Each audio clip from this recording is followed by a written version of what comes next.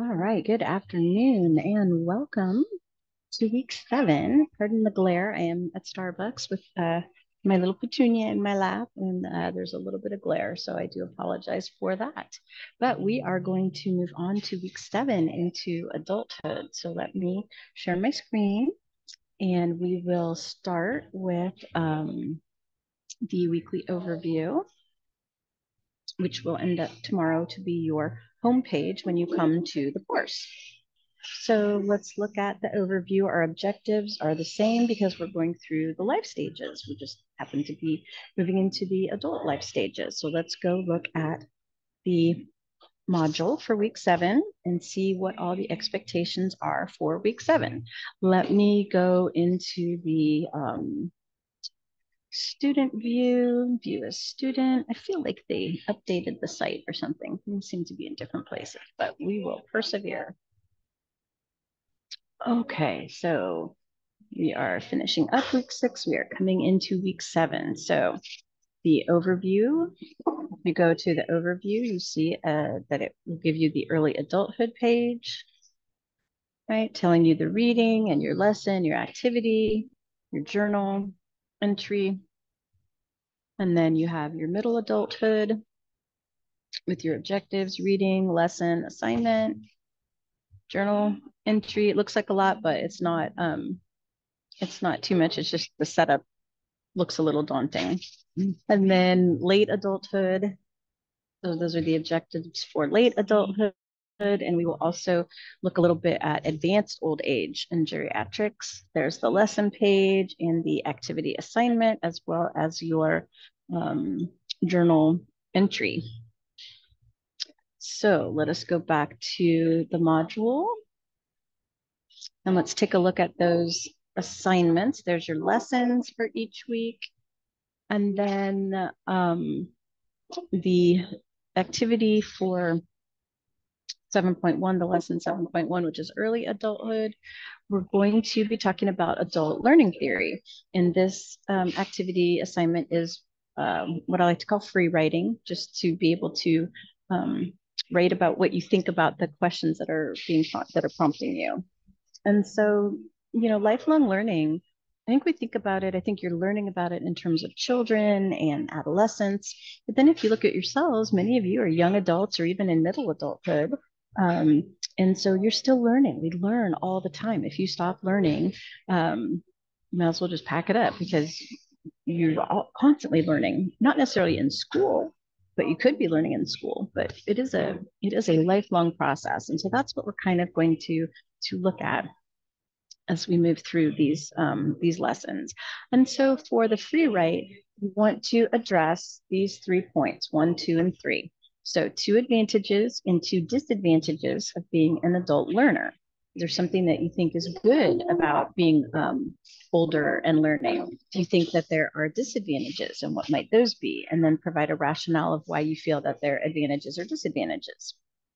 And then number 2, talk about similarities and differences between learning in the classroom and learning in an online only environment. So you all are in an online only environment right now. And I'm sure many of you have been in a classroom learning environment. So what do you see? Are there any similarities? What are the differences? What do you like? What do you not like? Do you prefer one over the other? Why is that? And then number 3, give at least 3 tips for success for the adult learner. Are there some tips, study tips, anything that may be something that you've learned or you've tried that you find has been really successful for you? And just write your ideas. There's no references. Just make sure I know that you're answering those 3, address those 3 points, and you should be good. It shouldn't really take you all that long because there's no research involved, right? This should be just how you feel in your personal experience.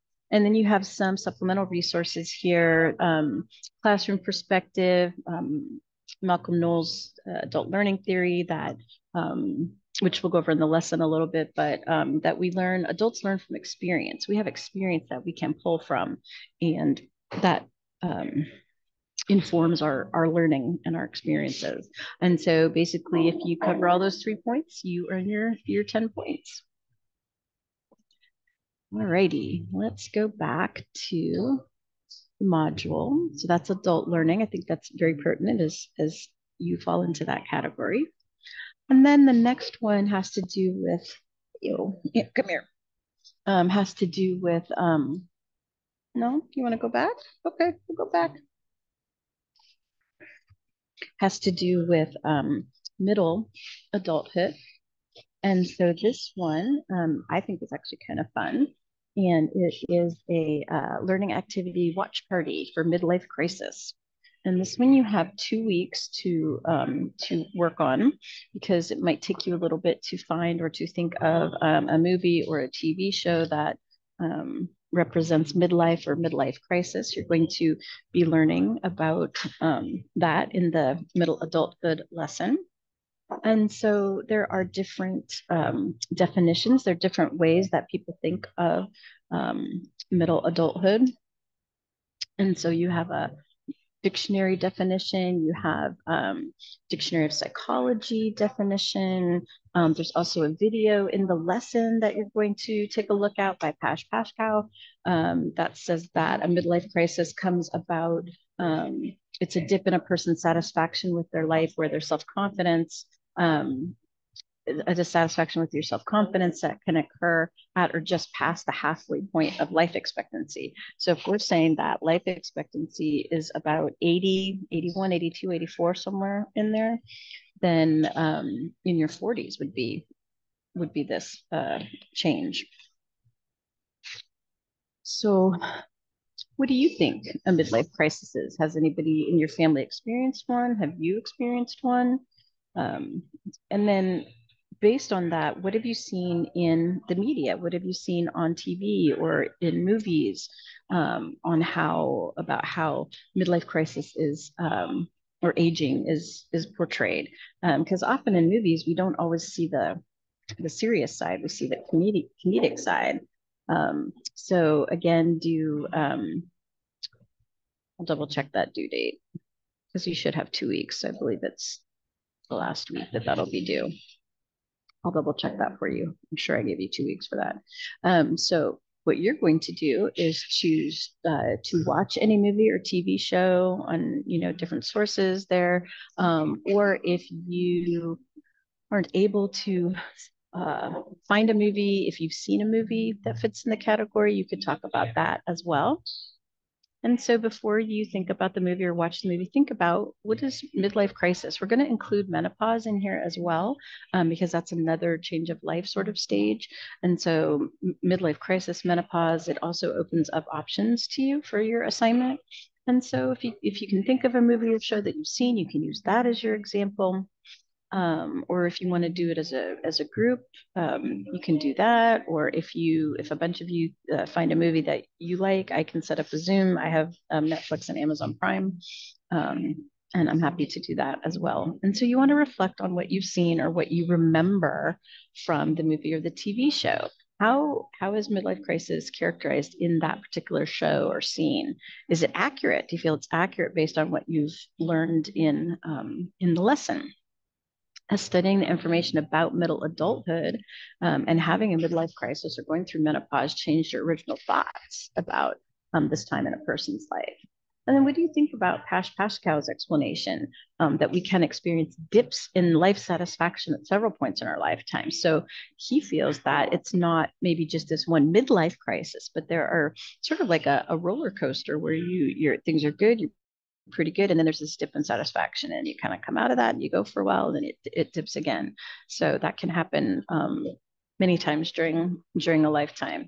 And then how could you present a midlife crisis or menopause as an opportunity for a middle-aged adult entering into this dip in their life? And so as a healthcare professional, knowing what you know now, learning what you've learned about middle adulthood, and studying these things, if somebody comes to you saying they're having a dip in satisfaction, they feel like they're going through a midlife crisis, how can you present that as an opportunity for growth for them? What do you think?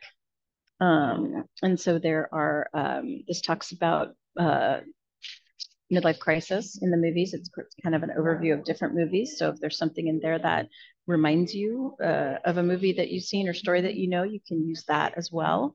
You can choose your own. These are movies that IMDb or Reddit have listed as having to do with midlife crisis or menopause, as well as TV shows.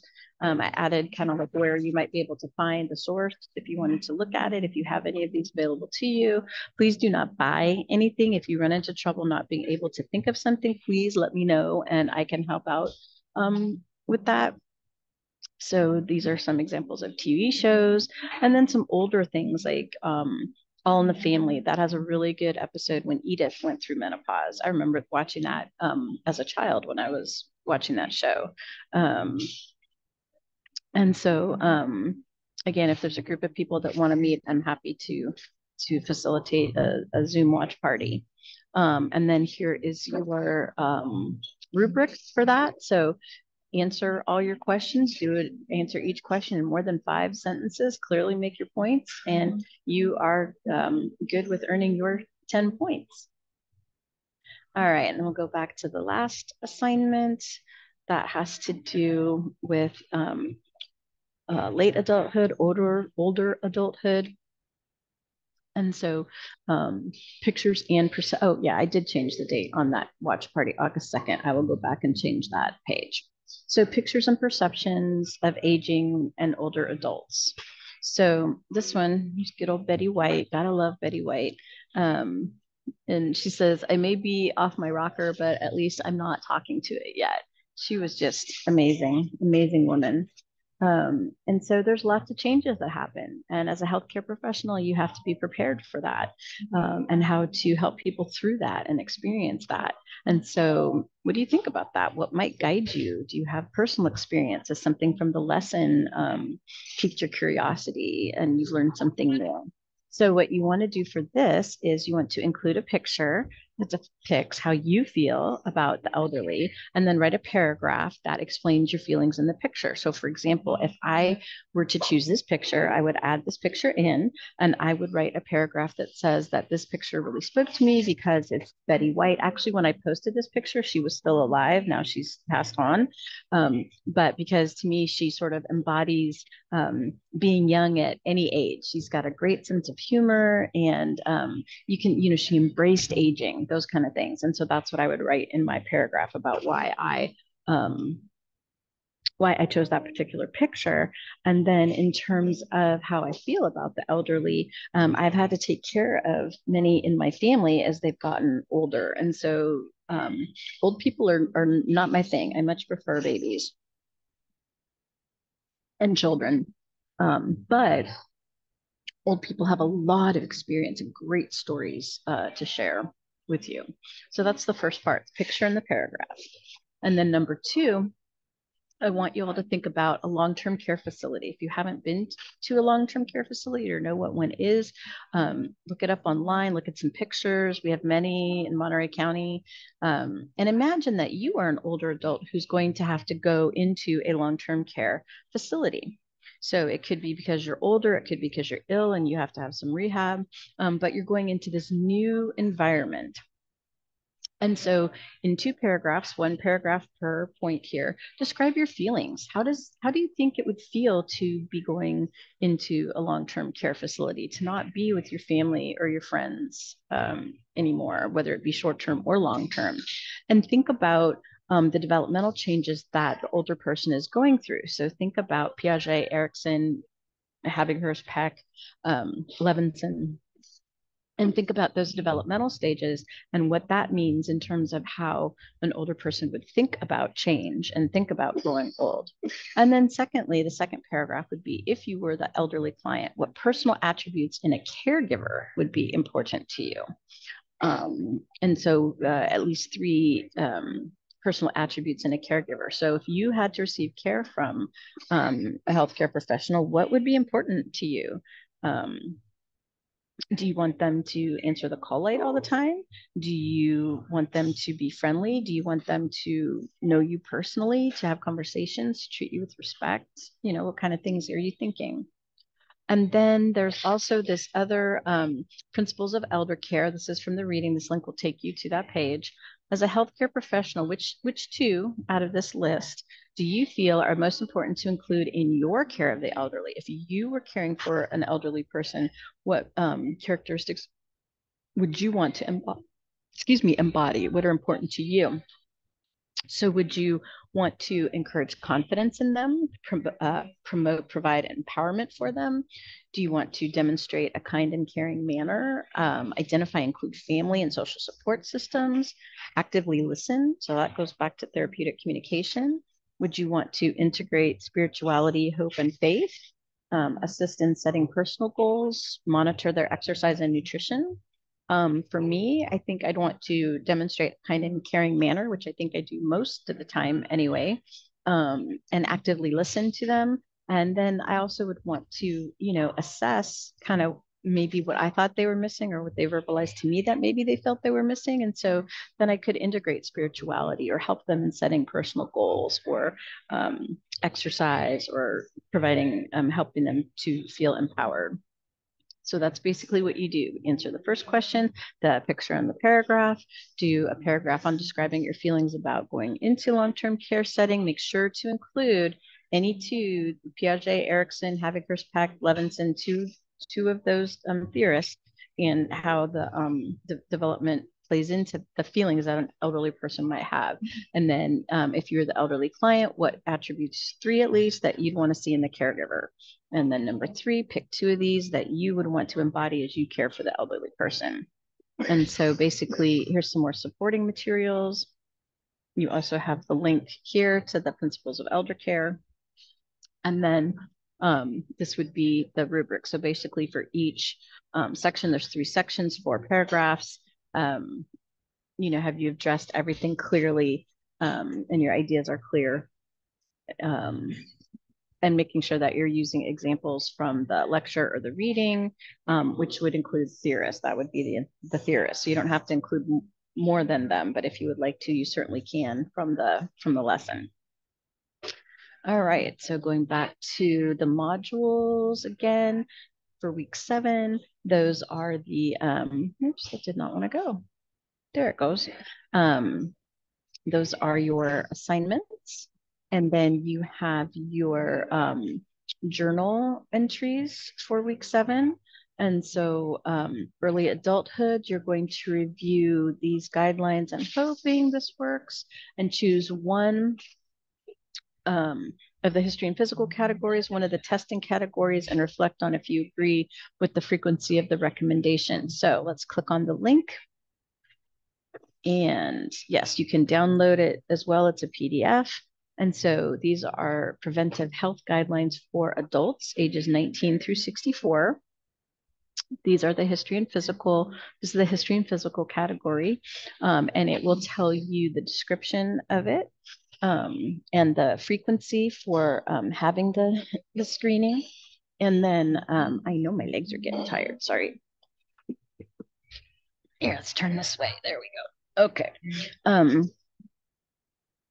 And then when you get your height and weight checked, how often that would happen. Here you go. Breast exams, blood pressure screenings, those kind of things. So do you think these guidelines are appropriate? Do you think it should be more frequent, less frequent? For example, annually for females for the pelvic and breast exam, not a mammogram, just an exam. Depression screening, which is important. Carrying lipid panels. So it gives you all these physical history and physical categories. There's your ultrasound, breast exams, and these are the references. So if you wanted to look at the references and see where they got them, you're welcome to do that as well. And then the other category, once you get through all the history and physical, is testing. So there is testing for sexually transmitted diseases. We went over that in the adolescent category. Counseling, HIV prevention, colorectal cancer screening. So getting your colonoscopy.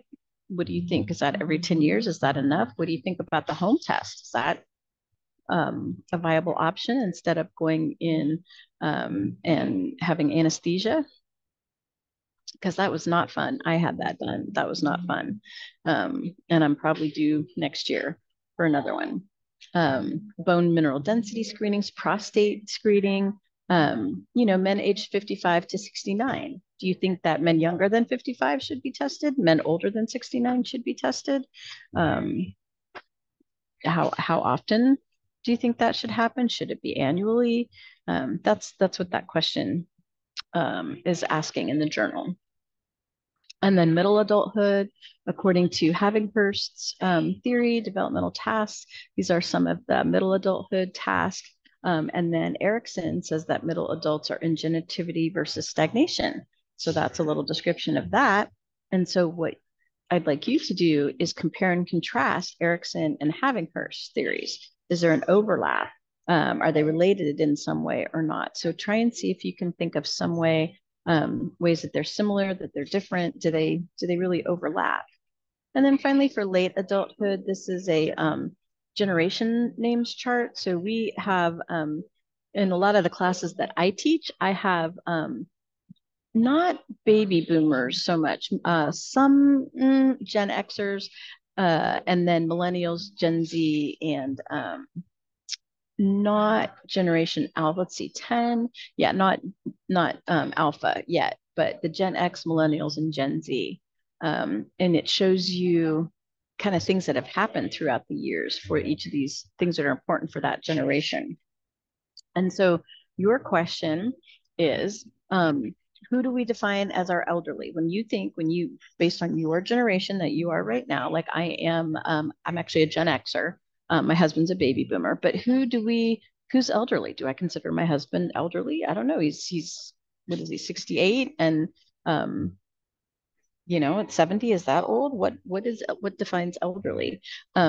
What generations do you think are currently in long-term care facilities? I know there's baby boomers, there's some Gen Xers, might be a silent generation if you have somebody that's in their late 90s. There can also be younger people if they're in there for rehabilitation, for example.